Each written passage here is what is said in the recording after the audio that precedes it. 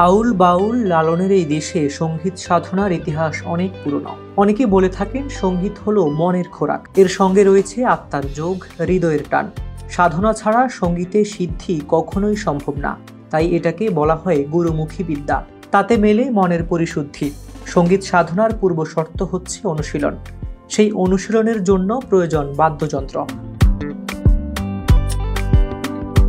দেশীয় বাদ্যযন্ত্রের কথা শুনলেই চোখে ভাসে একতারা, তবলা, ঢোল, বাঁশি, বেনু, হারমোনিয়াম ইত্যাদি। একটা সময় ছিল লোক পল্লীগীতি, বাউল, রবীন্দ্রসঙ্গীত, নজরুল সঙ্গীত সহ দেশীয় গানগুলোতে শোভা পেত দেশীয় বাদ্যযন্ত্রগুলো। এসব এখন কমই দেখা যায়। আধুনিক বাদ্যযন্ত্রের আগমনে কমেছে দেশীয় বাদ্যযন্ত্রের কদর ও ব্যবহার। আধুনিক ইনস্ট্রুমেন্টের মিশেলে দেশীয় গানের সুর হয়ে উঠেছে বিদেশি ধাঁচের। স্বকীয়তা হারাচ্ছে বাংলা গান। এখন ডিজিটাল, এটাও একটা কথা, ভালো কথা, সুন্দর কথা। কথা হচ্ছে হলো যে প্রযুক্তির সাথে, যুগের সাথে সাথে প্রযুক্তি কিন্তু চেঞ্জ হচ্ছে কিংবা হবে। আমরা এখন যা পাচ্ছি হয়তো দেখা গেছে যা ভবিষ্যতে এটা নাও চলতে পারে, কিন্তু চলবে না এমন কোনো কথা না, এটা থাকবেই। এখন যেটা ম্যানুয়ালি সেটা কিন্তু ইলেকট্রিক করতে পারবে না, ম্যানুয়ালটাই লাগবে, ইলেকট্রিকই। সঙ্গীতজ্ঞরা বলছেন কালের বিবর্তনে এবং ডিজিটাল সংস্কৃতির সঙ্গে পাল্লা দিতে গিয়ে হারিয়ে গেছে অতীতের অনেক বাদ্যযন্ত্র, লেগেছে পাশ্চাত্যের ছোঁয়া। একসময় যাদের সঙ্গীতে হাতে খড়ি হয়েছিল হারমোনিয়াম কিংবা তবলার মাধ্যমে, তাদের উত্তরসূরিরা এখন বেছে নিচ্ছেন গিটার কিংবা কিবোর্ডকে।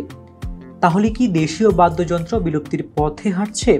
এর খোঁজ মিলবে দেশীয় বাদ্যযন্ত্র তৈরি ও বিক্রয়ের সবচেয়ে বড় স্থান রাজধানীর শাঁখারী বাজারে। এই এলাকায় বাদ্যযন্ত্র প্রস্তুত এবং বিক্রয়ের ঐতিহ্যের বয়স প্রায় 200 বছরের। কয়েক পুরুষ ধরে এই ব্যবসায় জড়িত রয়েছেন অনেকে।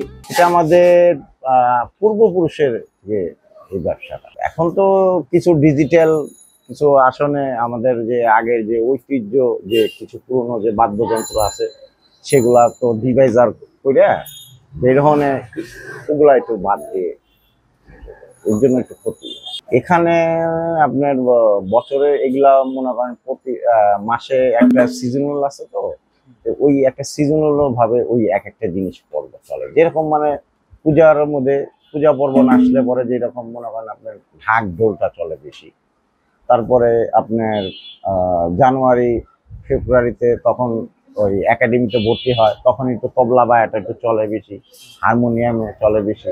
শাঁখারী বাজারে পুরনো নতুন মিলিয়ে এখন প্রায় 20টি বাদ্যযন্ত্রের দোকান রয়েছে, যারা নিজেরাই দেশীয় নানা বাদ্যযন্ত্র প্রস্তুত করে থাকেন। রেডিমেড বা অর্ডার দিয়েও বাদ্যযন্ত্র কেনা যায়। চাইলে দেশের বাইরে থেকে বাদ্যযন্ত্র এনে দেন। নিজেদের প্রস্তুত করা হারমোনিয়াম, তবলা, গিটার, দোতারা, একতারা, সারিন্দা, এসরাজ, তানপুরা, সেতার, বাঁশি, মৃদঙ্গক, ঢুমকো, ঢোল, জিপসি, খোল, মন্দিরা, কঙ্গো, বেহালা সবই এখানে পাওয়া যায়। তবে সবচেয়ে বেশি পরিমাণে বিক্রি হয় হারমোনিয়াম ও তবলা। কাঠ, খাসির চামড়া, গরুর চামড়া, লাউ, পাইন কাঠ, প্লাইউড, পিতল এগুলো হচ্ছে বিভিন্ন বাদ্যযন্ত্র তৈরির কাঁচামাল। তবলা প্রস্তুত করার জন্য এক সময় মাটির বায়া পাওয়া যেত, এখন আর সে বায়া পাওয়া যায় না। এখন বায়া তৈরি হয় নিম গাছের কাঠ দিয়ে। তবলা বানাইতে তবলা কাঠ লাগে, নিম কাঠ লাগে, চামড়া লাগে, গরুর চামড়া, খাসি। এটা কি শুধু গরু আর খাসির চামড়া দিয়ে ব্যবহার হয় না? গরু আর খাসির চামড়া লাগে। আর কিরণটা লাগতেছে লোহার গুঁড়ি। ওই কর্মকাররা যে ভাও কাশি বাড়াইয়ে যে দানাটা পরে ওইটা নিয়ে আমরা আমার ফাঁকি করে ভালো কাপড় যে সাইকেল ওইটা দিয়ে আমরা তবলা কিরণ দিই।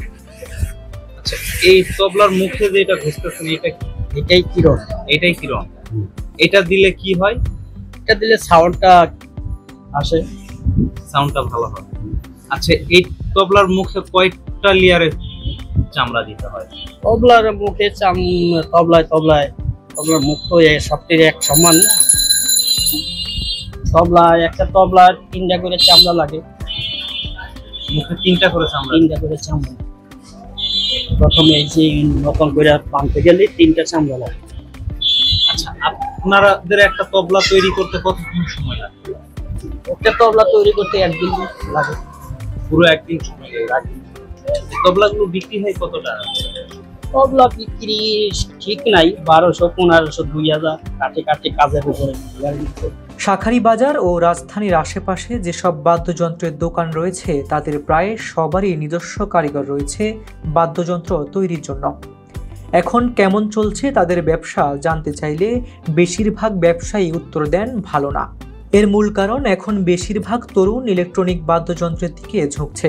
দেশীয় বাদ্যযন্ত্রের অধিকাংশই যখন মুখ থুবড়ে পড়ছে তখন guitar, keyboard, piano, drum set, ভায়োলিনের মতো ভিনদেশি বাদ্যযন্ত্রের কদর বেড়েই চলছে, আর আঘাত লাগছে দেশের সংস্কৃতিতে। সাজ্জাদুল ইসলামের রিপোর্টে হাবিবুর রহমান নিশান, খবর সংযোগ।